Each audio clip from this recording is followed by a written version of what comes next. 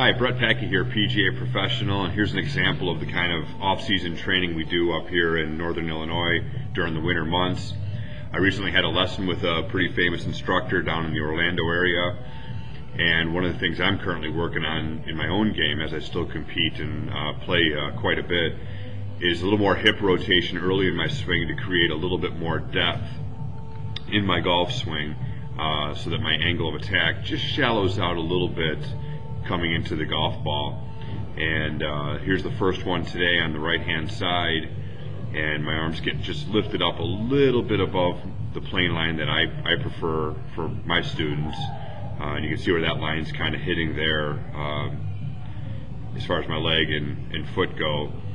And then working with a bender stick here, I'm trying to create a little bit more rotation in the hips and a little bit more depth in my golf swing, and I do a fairly decent job here.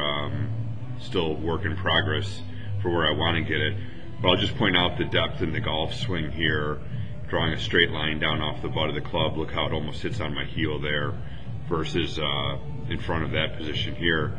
And then the end result gets more into what the downswing is doing, kind of intersecting the top of my shoulder plane right there, and creating a little more depth.